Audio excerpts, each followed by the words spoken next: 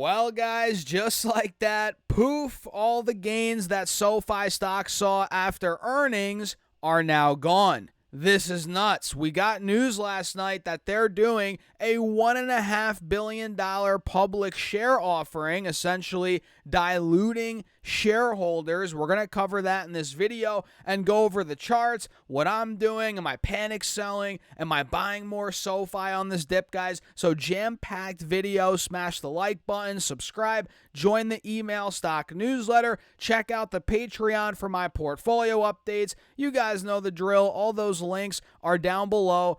And now let's dive into it. So SoFi, man, was running, looking amazing, breaking over the mid-20s yesterday. They crushed earnings, EPS, revenue, record numbers across the board.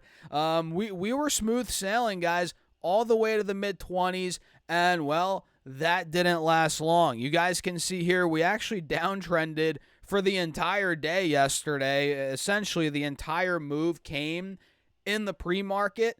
Then we sold off for the entire day down to about $22 is where we closed. And then we got the the public share offering news, and the stock went all the way down to $20.50, which is kind of where we are now. $20.75, 80 cents, down over 7%. And we actually got down to $20.36 this morning in the pre-market. So yeah, all those gains, poof, they're gone just like that.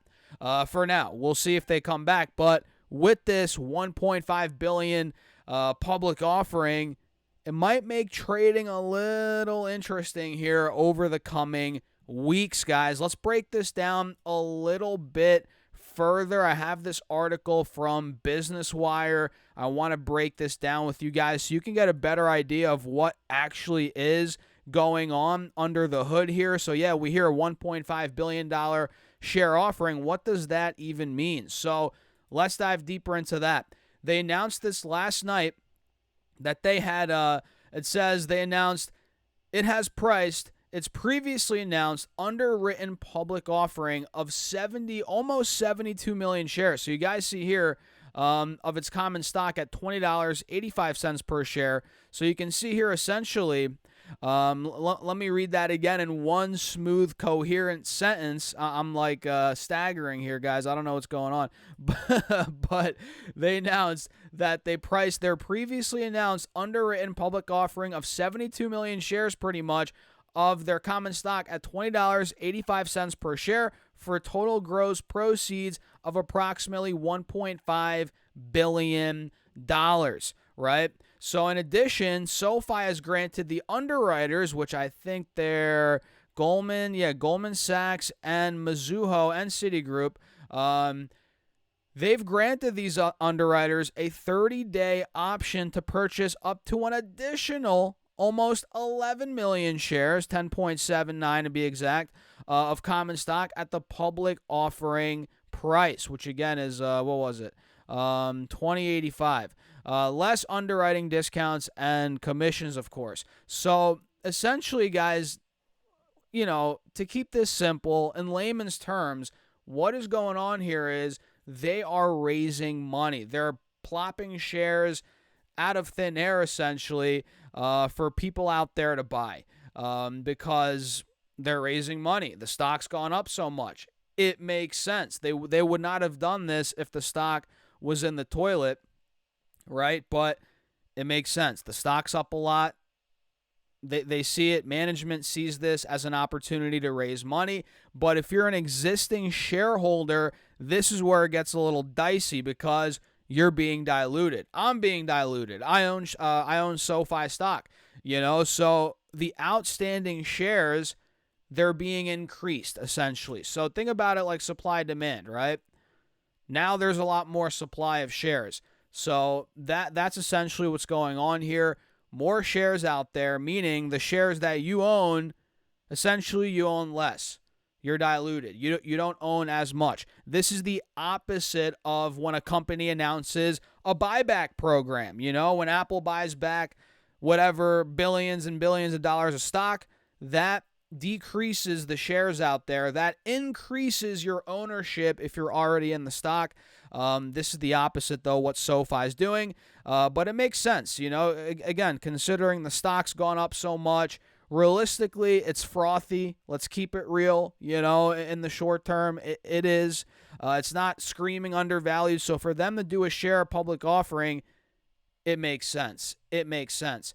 And it says here, this offering is expected to close on July 31st, 2025, subject to customary closing conditions, and all of the shares of common stock in the offering will be sold by SoFi, right? SoFi intends to use the net proceeds from the offering for general corporate purposes, including, it says here, working capital, and other business opportunities. So, yeah, this is a primary offering, guys. Dilutive event. It is what it is. And companies that are growing do this. That's the reality. This is not like something unheard of. Companies do this that are growing. You know what I mean? They're going to use this capital, again, for general corporate purposes, including working capital, other business opportunities. So it's bringing down the stock, but rightfully so, in my opinion. We've been talking about how SoFi has just been ridiculously overbought. We've been saying that. And, is this not an event that solidifies that essentially? This essentially means that management thought the same thing, that SoFi was getting hot, overbought, in other words, and they did this public offering. You gotta see, kind of follow the money, if you will. Well, you know what I mean. Follow what's going on. And if they're doing a public offering, it doesn't mean that they think the stock is going to crash or anything, but it definitely means that they don't think it's ridiculously undervalued. If SoFi did a share offering at $8 a share, I'd be like, oh, what's going on here? But they did it at $20, $21. It makes sense. What do you guys think? I feel like this could potentially bring the stock down a little bit more in the short term. We can see right now, just looking at the charts, we had a clear breakout to 25, obviously. We took out the multi-week resistance. That was $22, but now we're obviously back under $22. That's resistance again. We're back under $21 for that matter. And if I draw this trend line out, you guys can see SoFi is holding on by a thread. We've held support at about, roughly in the mid-20s since the beginning of July, beginning July. So for a couple weeks now, we've held the mid-20s. If we fail here, guys, if SoFi falls through $20, we might be slipping into the teens rather quickly in the short term. But that dip will get bought up, I think. Heck, even this dip right here, there's a chance it doesn't go under 20. There's a chance this dip gets bought up. But if we're looking at the 4-hour chart, if I zoom up or zoom out or zoom in rather, we're under the 50 SMA, and we've actually come pretty close now to the 180 SMA, which is at $19 on the 4-hour chart. So this pullback is looking pretty healthy. We're starting to get it. But again, with this dilutive event, you got to keep in mind we might slip a little more. We shall see. But I think it's going to hover around 18, 19, 20 for the most part.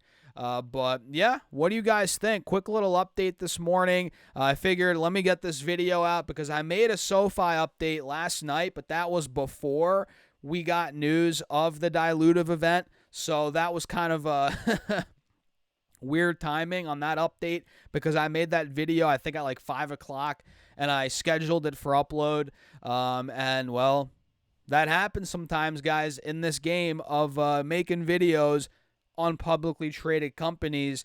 Sometimes you schedule a video out, an event occurs between when you make it and when the video comes out, and then boom, you got to make another video. You know what I mean? So, with that being said, hit the like button, subscribe, join the email stock newsletter, check out the Patreon for my portfolio updates if you guys want. All the links are down below. And with that being said, cheers. I'll catch you in the next video.